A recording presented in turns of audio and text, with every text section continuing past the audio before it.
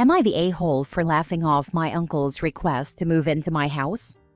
So, my mom, 60s female, lives alone and rent-free in a 2-bedroom house that I, 40s female, own. I also support my mom financially because she has developed serious health issues and was only able to retire on minimum wage. I live far away and only visit her about twice a year, so my bedroom is empty most of the time. Yesterday, my uncle, 70s male, sent a nonchalant text to my mom saying, "Hi, my wife and I want to move houses to get rid of paying rent. Can't we just stay with you?" My mom had a legitimate panic attack and called to ask me for help. Now I always tell my mom it's her home and she decides what to do with it. But in this case, it was clear she didn't want her brother moving in and just couldn't handle the drama of denying him. So I contacted my uncle. I tried to be understanding of the situation, but he gave me nothing but the line, "I need my family support." I questioned how he and his wife couldn't live on their pensions. I asked if he had somehow accumulated too much debt, or if he was a victim of an elderly scam. I genuinely went into problem-solving mode because, from previous conversations, he should have been able to have a peaceful retirement. He basically said he wasn't asking for financial advice, he just needed to cut costs. And since my mom lives rent-free with all expenses paid, that would be the best situation for him and my aunt. I laughed. Honestly, I didn't mean to offend him. It was a knee-jerk reaction to the audacity of him expecting me to be his entire retirement plan. He hung up the call and sent me a text saying I was a cruel person because his only son died young and isn't here to support him in his time of need. To clarify, my cousin died in his 20s and was no contact with his father. My uncle was a deadbeat dad who never managed to provide for his family and always had financial issues. He abandoned his first wife and son to marry his current wife. They have been together for decades, and she has kids from her previous marriage. So I texted him and apologized for my reaction, and told him that while my cousin is unfortunately gone, his first call should have been to his stepchildren. I told him that my mom has her own life and that I am not rich. Yes, I am in a position to financially help my mom, but that comes at great personal sacrifice, and I cannot just add 2 more people to the mix. Nor should I have to. They are not my responsibility. Again, I was called cruel by my uncle. He then contacted more family members. My mom has 5 siblings, and they contacted me to tell me my uncle is devastated. None of them can help him. And they also understand why I won't, but they said I should have handled the situation better. How, I wonder? So, am I the a-hole for laughing and simply saying no to an outrageous request? Now for the top comments. Not the a-hole. The request was outrageous. Laughing at him obviously didn't resolve it in the most conflict-free way, but it did shut it down easily. See, I think I'm just an a-hole, because I'm sitting here questioning why OP apologized to the deadbeat uncle, who essentially said, "Hey, we don't feel like spending our money, so we're going to leech off you." Not the a-hole OP. I apologized for laughing. He found the laughing to be profoundly disrespectful. In hindsight, his whole plan was disrespectful to me. But that old thing about respecting your elders and all. Not the a-hole. Your mom obviously doesn't want him there. He also sounds selfish and has no right to call you cruel. Not the a-hole, but dude is going to turn up with suitcases. He better not. My mom will probably be frozen, but I will call the police, even from a distance. Not the a-hole. That's the most entitled thing I've ever heard. I think you even responded appropriately because that was a wild request.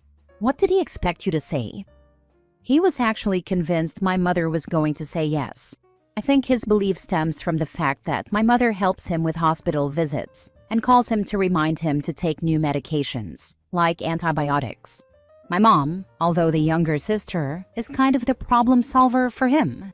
As for me, I do help my relatives whenever I can, but it's rarely asked.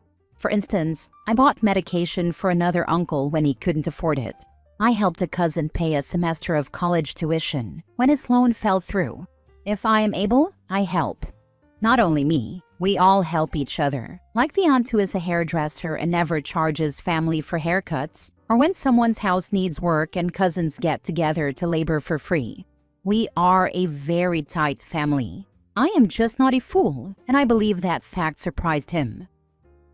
Next story. Am I the a-hole for wanting my ex's daughter to stop calling me dad? I, 35 male, dated my ex, 32 female for 3 years when we were 28 and 25. She has a child, Amber, with her ex, who isn't involved in their lives. Amber was 2 when we started dating, so I was a big part of her life while she grew up, and she called me dad. However, her mom and I ended on pretty bad terms, mostly due to money and how she expected me to spend everything I earned on her and Amber with no savings. Things were not equal in terms of rent and bills either. She also did not want any more children or marriage, which is something I've always wanted. I'm currently engaged to an amazing woman, and she and her family aren't comfortable with Amber calling me dad, as kids and parents at the same school keep misunderstanding and thinking I'm actually her father. To be fair, I don't consider myself her dad. I've just gotten used to her calling me that. I work at her school, which is the only time I see her, and I never see her outside of school or do anything father-daughter related. My fiancé's family members are more weirded out than uncomfortable, which is fully my fault. In the years they've known me, I've never mentioned having a daughter or any child in my life. They accidentally met Amber when we were all at a restaurant, and she shouted "Dad" at me, which meant I then had to awkwardly explain the situation to my in-laws. Now here is where I might be the a-hole. I spoke to my ex when I saw her picking Amber up and asked her to speak to her daughter about not calling me dad. She was very upset by this, but said she would talk to Amber. This was 3 months ago, and yet there's been no change. She still calls me dad. So I sat Amber down on a park bench after school, explained the situation, and asked her to stop calling me dad. She burst into uncontrollable tears, and my ex, who came to pick her up, shouted at me and berated me, saying I should just let Amber call me dad, since that's all she's ever known. Am I the a-hole? Edit for details on my relationship with my ex. My ex was toxic, and the relationship was very bad for my mental health, including a suicide attempt, so I don't want to have anything to do with her now. It took me a very long time to climb out of that mental pit. You and your ex are both a-holes for letting her call you dad in the first place, when you weren't married and you didn't love her like she was your own child.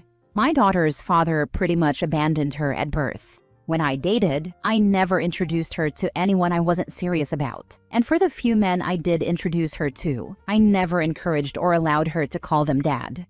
It was bad enough that she grew up wondering why her bio dad didn't want to be in her life. I didn't want to add to the trauma by letting her form a bond with someone I wasn't ready to spend my entire life with, and who didn't love her or treat her like his own daughter. If you loved her like she was your daughter, you would still be in her life and wouldn't mind her calling you dad. Obviously, you didn't really see her as your daughter, so you never should have let her call you that. Imagine sitting a 5-year-old down and telling her to stop calling you dad. Brutal. Everyone sucks here. This is a tough situation. You aren't her dad, and you don't see her outside of school. It's probably better for her long-term not to call you that. But to her, you were her dad. She still sees you every day, and you had been letting her call you dad. You were her dad for almost as long as you weren't. You are all she knows. I can understand your fiancé being uncomfortable, but honestly, screw the other family members. It doesn't affect them in the slightest. A simple "oh, he dated the girl's mother" should be enough. It almost reads like they're embarrassed. Your future son-in-law has a kid? Oh my, let me clutch my pearls. My wording probably wasn't the best. My fiancé's family are more weirded out. They accidentally met Amber at a restaurant, and she shouted "dad" at me, which led to an awkward explanation to my in-laws. Ah, that makes sense. I can imagine the, "why is this girl calling you dad?" conversation. Still, asking you to tell her to stop seems a little extreme. That feels more like something between you and your ex. It wasn't their specific request. My fiancé and I talked about it and came to the conclusion that it was best for everyone. To be honest, I might have been the one to suggest it, but it was a long emotional conversation about my darkest times in the past, so I can't be certain. Next story. Am I the a-hole for not agreeing to pick up my niece at 3 a.m.? No questions asked? This happened a little over a week ago, and I'm still catching flack for it, so I thought I'd seek judgment. My sister had her friend over, and they were in the lounge with my sister's kid, who is 13. I'm not sure of the exact conversation before I went in, but I heard the friend Julie tell my niece Sam that if she ever needed to be picked up from somewhere, it didn't matter where, when, or why, she'd be there. That Sam could call her at 3 a.m. from the boonies, local lingo for an abandoned factory complex where interesting stuff happens about 40 minutes out of town, and she'd show up in her pajamas with McDonald's, no questions asked. Sam thought this was amazing and was gushing praise at Julie, who said it was nothing and that anyone would do the same. They then seemed to notice I was there, and Julie asked me if I would do the same. I said no, and that seemed to stop everyone in their tracks. So I clarified that, yes, I would pick her up, but there would certainly be questions, and it would be crazy not to have questions. Sam said I wasn't allowed to ask questions, and that it was none of my business. Julie was glaring at me for some reason and muttering something under her breath to my sister that I couldn't hear.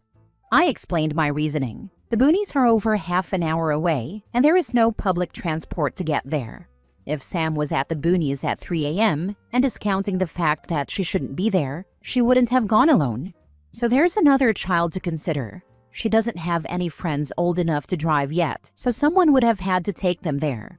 So I would need to first know that she was safe and unharmed, and at a minimum who she went with, how she got there, and where her friend was. If her friend went back with whoever brought them, then sure, I'd just take Sam home.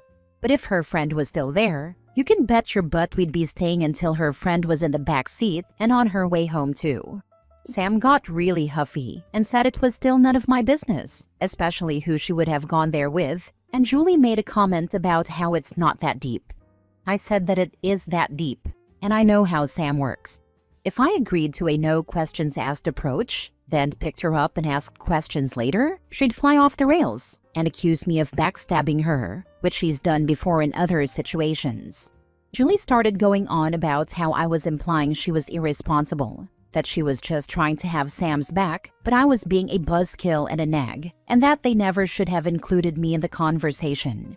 I could have said more because I really think Julie was in the wrong. I get the sentiment, but who tells a 13-year-old there would be no questions for being in the worst possible place at 3 a.m.? I left with a parting comment that I would pick her up if she needed me, and she didn't need to question that. But it is my responsibility as an adult to make sure everyone is safe, including her and her friends. Now I've been bombarded by people online, and some in real life, telling me I'm a crap person for not agreeing to save my niece when she's in trouble, and that I'm never going to be the fun aunt or have my niece's trust again. Some people are on the fence but think I'm more wrong than not, and that I got hooked on one specific scenario when it was just meant to be a blanket I'll be there for you thing.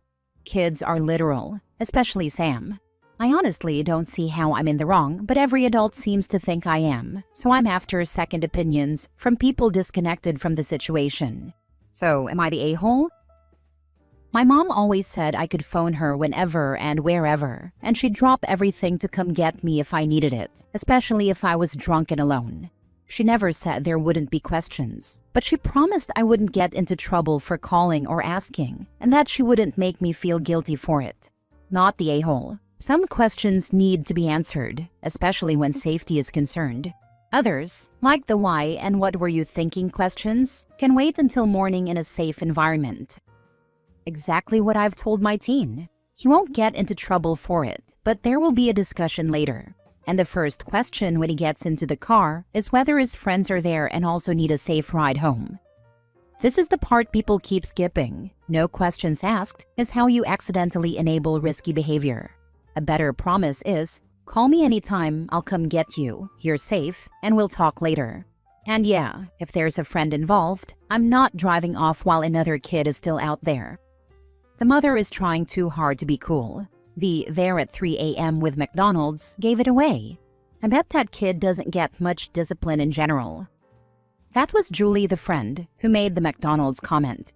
There used to be deserved discipline and gentle nudges toward better habits when Sam was younger, but now my sister is, letting her be her own person and discover what it means to be a functioning human. So she's kind of doing her own thing. I won't say I agree with it or really understand it, but she's not my kid, so I leave it be. Last story. Am I the a-hole for making my wife ride in the back seat because she couldn't stop distracting me? This happened over the holidays, and my wife is still upset with me about it. Our family went to visit my in-laws for New Year's. It's about a 3 to 4 hour drive, mostly highway, but it takes us through 2 metro areas with pretty significant traffic. My wife, 37 female, gets nervous about driving in traffic, so I always drive when we visit her family. She also tends to get car sick on longer drives and needs to sit in the front seat to help ease it. She has tried taking Dramamine in the past, but she's had an allergic reaction to it, so she doesn't take it anymore. I love my wife with all my heart, but she is not good at sitting shotgun. She makes huge reactions to any change in traffic, grabbing the handle, putting her hand on the dash, gasping, telling me to watch out, etc. It's not like I'm an aggressive or risky driver. I've never gotten a speeding ticket or been in an accident. But if there's a car half a mile ahead of us that puts on their brakes, she freaks out and acts like we're all about to die. It's incredibly distracting. I've talked to her multiple times about how her reactions actually make it more difficult for me to concentrate on driving, but she says she can't control herself because she's nervous in traffic. On the way to her family's place, she sat up front with me, and traffic was pretty bad. Lots of slowdowns due to weather conditions and, in general, just slow going. But I've been driving in cold weather my whole life and know how to control my speed and give lots of extra space to surrounding cars. I understand that you can't control anyone else on the road and that accidents happen, but I do everything in my control to keep my car and the people inside safe. The entire drive my wife was on edge, making all the reactions I mentioned. It's very distracting to have someone next to you doing that while you're driving. I mentioned this to my wife numerous times during the drive, and she always deflected blame onto me for the way I was driving. When we were getting ready to head home, I told my wife she needed to sit in the back, and our 14-year-old son would sit up front with me. I told her it was either that, or she could drive us home. She got upset with me and started giving excuses about her car sickness. I told her to take some NyQuil or something else to help her sleep, but she refused and told me I was being a jerk. I told her she could drive instead, and she refused that too. Eventually, she reluctantly got in the back seat with our 11-year-old daughter. The ride home was much easier traffic-wise, and my wife sat pretty much silent in the back seat the entire time, pouting. When we got home, she told me that she felt ill the entire drive, but didn't say anything because she didn't want to make a big deal out of anything. She told me I humiliated her by making her sit in the back and that I should be more considerate of her feelings. Your feelings matter, but you proved on the way home that you can control your actions, which is what I'm asking you to do. My request is not about feelings, but actions that make us unsafe. Unpopular opinion, you're the a-hole for treating her like a child in front of your children, not for asking her to sit in the back. It sounds like she wasn't given a chance to control her reactions first. Your reactions make it really hard for me to drive safely. If you're not able to control your reactions, it would help me a lot if you sit in the back. Then give her a chance to control herself, knowing ahead of time that you'll pull over so she can sit in the back if she doesn't. It sounds like this is something you've been dealing with for 15+ years. What was different this time? Kind of a last straw thing. I've tried talking to her multiple times and that's gotten nowhere. Like you said, 15+ years of this is plenty of chances for her to control herself. Not the a-hole. She just proved that she can control herself. It's a Christmas miracle.